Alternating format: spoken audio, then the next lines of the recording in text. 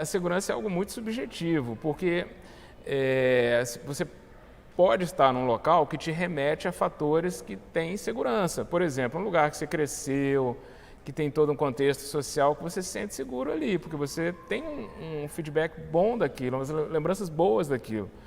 E às vezes aquele lugar já não é mais seguro, aquele lugar se tornou violento, mas você tem na tua cabeça a imagem de criança. O oposto também, você pode ir para um lugar que é totalmente novo para você, que pode parecer aversivo, e você pode ter uma impressão de que aquele lugar é mais inseguro do que realmente é. Estar segura para mim é não me sentir ameaçada, né? Nem fisicamente, nem emocionalmente, nem psicologicamente. E isso é uma sensação que eu sinto escassa dentro da cidade do Recife. Eu acho que no meio externo são poucos os momentos em que eu realmente me sinto segura. E eu acho que nem em casa eu tenho me sentido muito segura, porque com o aumento da violência recentemente, a violência chega na nossa porta, né?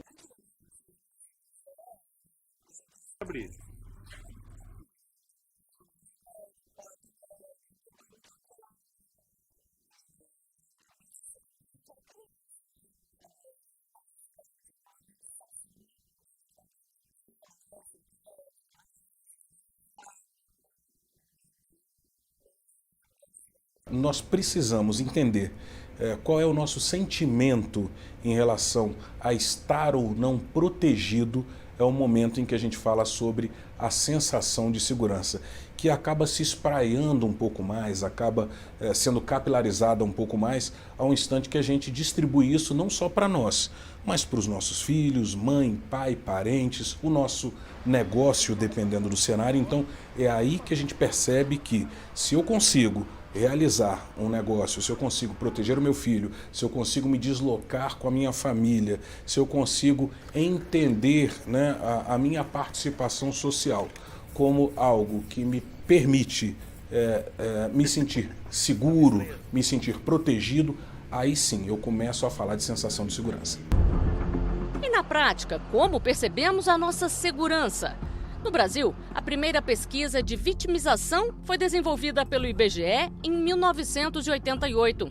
Só em 2009, a Pesquisa Nacional por Amostra de Domicílios, PNAD, incorporou novamente temas relacionados à vitimização e incluiu questões que tratavam da sensação de segurança. No final de 2022, foi divulgado um levantamento inédito realizado em todo o país pelo IBGE, em parceria com o Ministério da Justiça e Segurança Pública.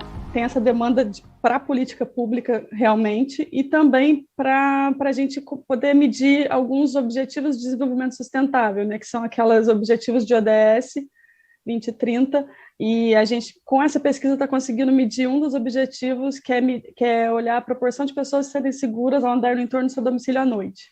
Então, é um dado inédito que o Brasil não media. Aqui na região, alguns países medem, mas o Brasil não media. Agora, com essa pesquisa, a gente consegue medir, viu que menos da metade da população se sente segura para andar nesse entorno do seu domicílio à noite. As regiões são bem distintas, né?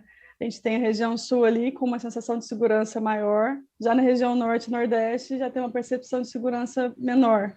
Então, em geral, a gente acha que a violência está aqui no Sudeste, mas não, ela está em todo o Brasil e de formas diferentes. Então, é bom caracterizar isso, mostrando essa heterogeneidade que a gente tem entre as grandes regiões do país. O levantamento apontou que em um ano, 1.800.000 pessoas foram vítimas de roubo dentro ou fora de casa. E outro dado chama a atenção.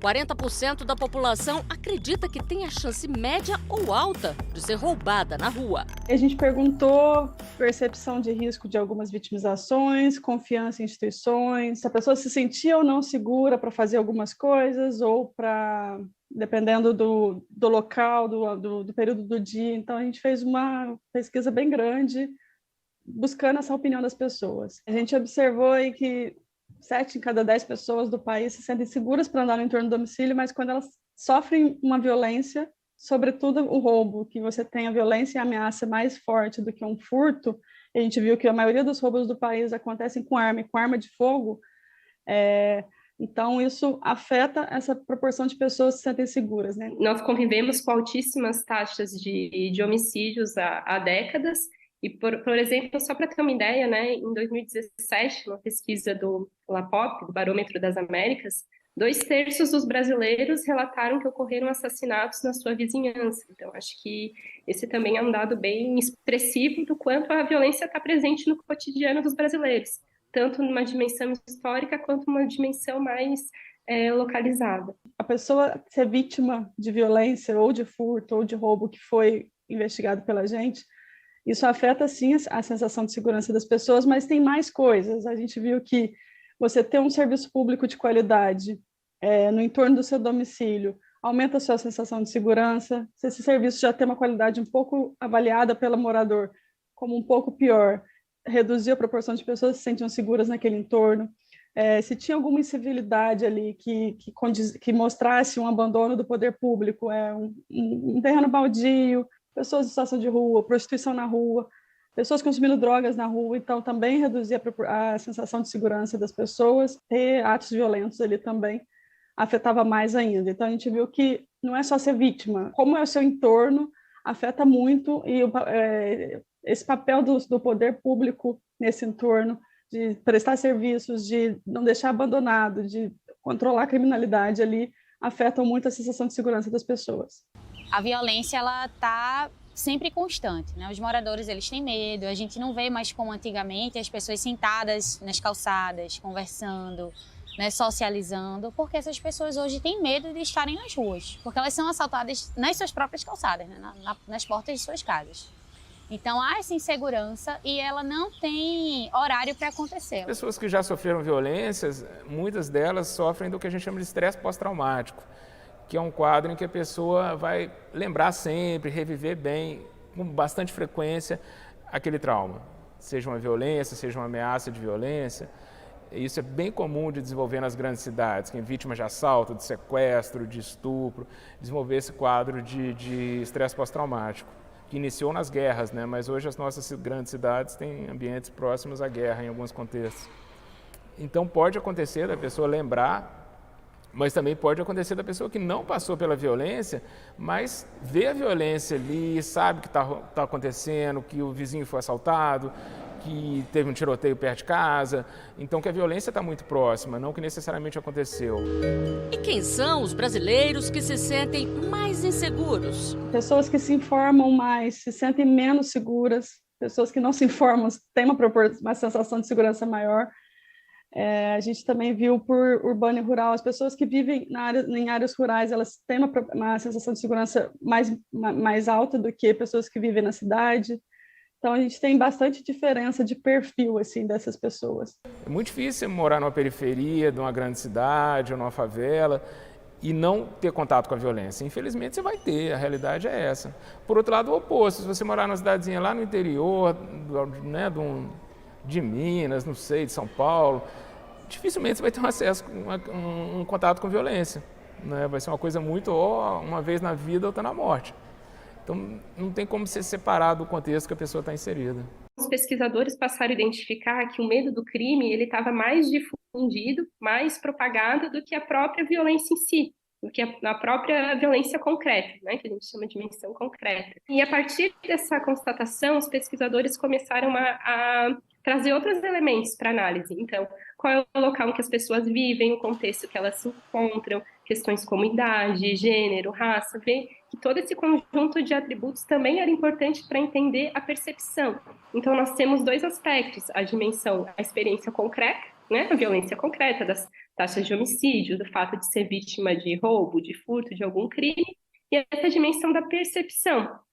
E elas têm relação, mas elas não necessariamente caminham juntas. A gente tem algumas diferenças de percepção, né, por sexo. Mulheres, em geral, têm uma sensação de segurança menor e se sentem mais propensas a ter uma percepção de risco maior de ser vítima, sobretudo de violência sexual. Quando a gente compara homem e mulher, você tem 1/5 das mulheres que afirmaram ter risco alto ou médio de ser vítima de violência sexual. Eu achei uma proporção bem importante, assim, enquanto para homens é menos de 6%.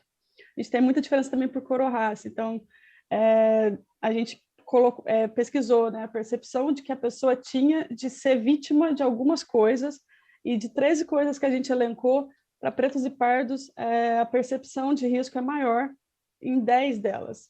então, comparativamente a brancos, né? E aí ali entram as principais diferenças, ser confundido pela polícia como um bandido, violência policial, estar no meio de um tiroteio, sofrer bala perdida. Então, é muito grave você ver isso, essa diferença, né, pela cor da pele. Então, a pesquisa tem alguns enfoques bem interessantes que também podem virar uma política pública mais específica, né, para cada um desses grupos. O fato da ameaça, né, da pessoa se sentir seguro e viver com aquela constante ameaça, e acontece muito nas nossas grandes cidades, a pessoa já sai de casa sabendo que pode acontecer alguma coisa.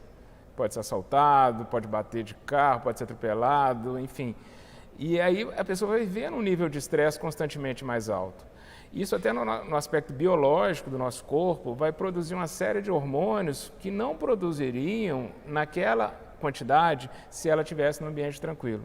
Neurotransmissores, hormônios, uma série de substâncias químicas que vão estar no nível elevado e num nível constantemente elevado, porque o estresse, a ameaça é constante, então gera um estresse constante.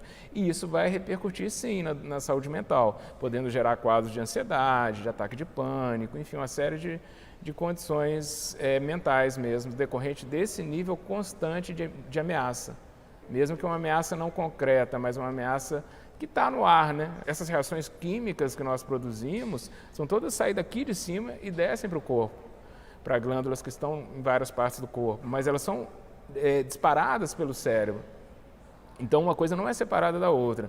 Esse nível de estresse alto pode gerar, por exemplo, uma gastrite, pode gerar sintomas dermatológicos, é muito comum.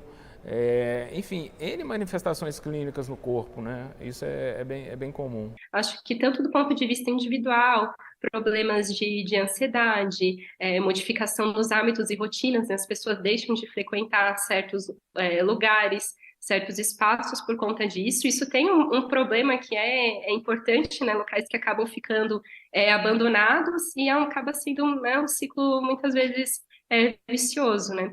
E a modificação da própria percepção da cidade, acho que esses são pontos, sim, bem importantes. E as consequências sociais aí como um todo. Favorece também a questão da desconfiança, né, entre as pessoas, né, essa questão da insegurança, alteração nos vínculos comunitários. Então, acho que os desdobramentos, eles são bem profundos para a sociedade. Em determinados contextos, você tem até que orientar a pessoa a mudar realmente de bairro, até de cidade ou de trabalho, se ela não está lidando com aquilo de uma forma adequada. A terapia, nesse caso, faz um papel muito importante para conhecer a pessoa e poder sugerir mudanças. Porque, às vezes, a pessoa vai se adaptando àquele estresse e aquilo vai gerando esses quadros que a gente falou, de doenças. E aí, quando ela vê, já é tarde, já infartou, já está com um monte de problema, já está, às vezes, com dependências químicas, porque às vezes a pessoa começa a beber para diminuir essa ansiedade ou usar outras drogas, e isso vai virando uma bola de neve, né? Quando vê, já está um problemão, que poderia ser resolvido ali no início. A violência impacta no direito da pessoa se sentir tão livre para a utilização do espaço público quanto outras pessoas. Então, a gente vê na cidade a desigualdade da utilização desse espaço público, desses poderes, de pessoas que se sentem muito à vontade para passar por cima de outras, seja no sentido figurado, seja no sentido literal, infelizmente, de vez em quando. Eu acredito que esse seja o maior ponto de que essa violência interfere nesse direito à cidade, né? Do você poder estar de forma tranquila no espaço público com você, com outra pessoa, com quem está do meu lado, independentemente do meio de transporte utilizado, de como é a pessoa, de qual o corpo da pessoa, enfim. Tuane mora em Recife e já sofreu diversos tipos de violência. Eu já fui vítima de violência, tanto a mão armada, quanto sem ser a mão armada, quanto invasão de residência, violência no trânsito, né? Como bem aqui na esquina dessa praça, que tem um semáforo para ciclista, mas a negligência das pessoas ao dirigirem os automóveis, né? A moça estava no celular e acabou furando o sinal, me atropelou.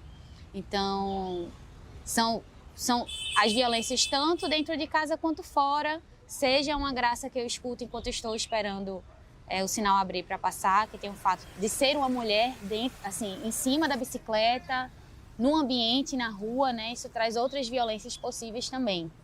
Então, não é só a sensação de me roubarem um objeto, mas também tem a violação por meio do assédio, que ela também acontece. Sendo mulher e uma mulher negra aqui na cidade, o momento que eu considero mais crítico para a minha segurança é se eu resolver usufruir do meu direito de ir e vir à noite.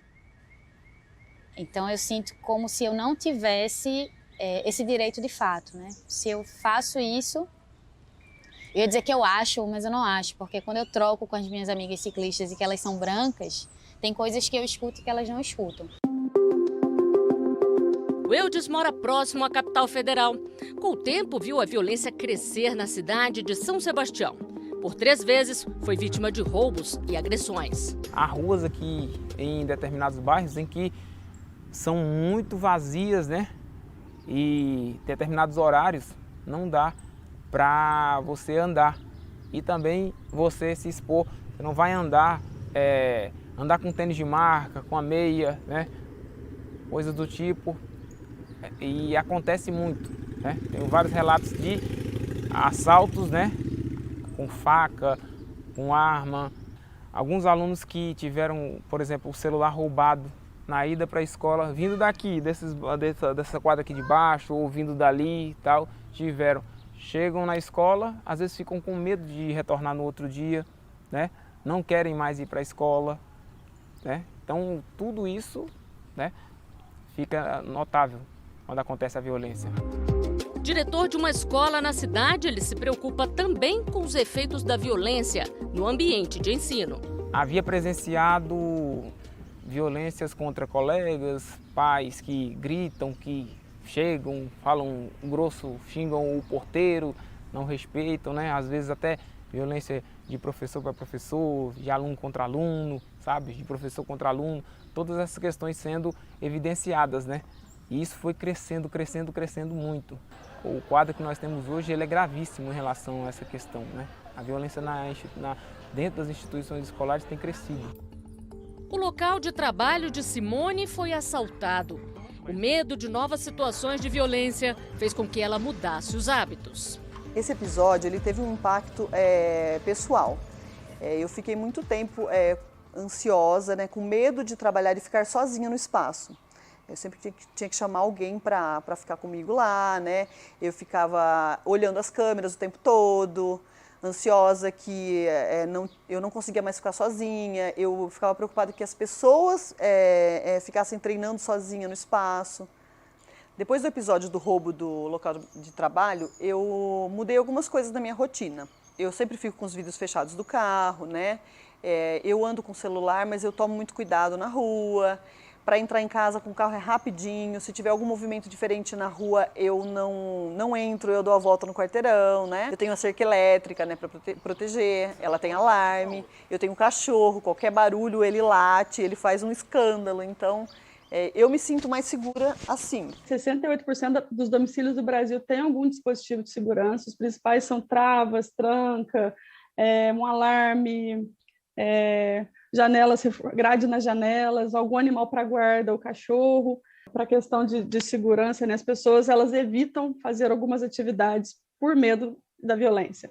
Então, as atividades mais evitadas que a gente mapeou foram sair muito tarde de casa, ou chegar muito tarde em casa, andar em locais mais vazios, usar telefone celular na rua e a caixa eletrônica de rua à noite. Então, assim, as pessoas também têm, dada a sua vitimização, também evitam certas coisas por insegurança, né? Nós temos a segurança em um sentido macro, a segurança em um sentido micro e a segurança de uma forma comum e também a segurança pública.